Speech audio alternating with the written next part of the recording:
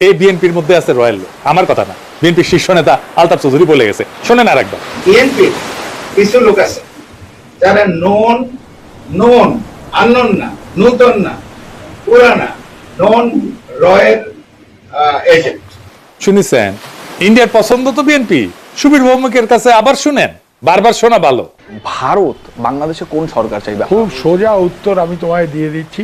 Awami League is not in election, next best option is BNP, obviously not জামাত।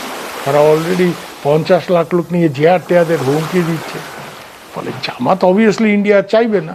অত এই বিএনপির একমাত্র কাজ হইতেছে এবং মিশন হইতেছে আওয়ামী লীগকে ফিরে আনা। ইন্ডিয়া জানে যে এটা অপদার্থের দল, এটা এক্সপোর্ট কোয়ালিটির ভালচুর, এটাও জানে দেশ চালাইতে পারবে না, এটাও জানে। আপনারা দেখেন বিএনপির শাসনগুলো সবকটা ফেলিওর। জিয়াউর রহমান একটা বাদ দেন, এটা অস্থির সময় তিনি শাসনভার নিয়েছিলেন, অল্প সময় শাসন করছিলেন। তারপরে দেখেন সাত্তার, এটা মিলিটারি কু করে সরাই দিচ্ছে, সে মিলিটারি কু ঠেকাইতে পারে না, এতই অথর্ব।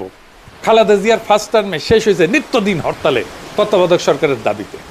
আর একটা বিনা ভোটের ইলেকশন করেছিল খালেদা জিয়ার সরকার, কইরা একটা অধিবেশন করছে, একদিন সম্ভবত অধিবেশন করে ক্ষমতা ছেড়ে ভাগছে।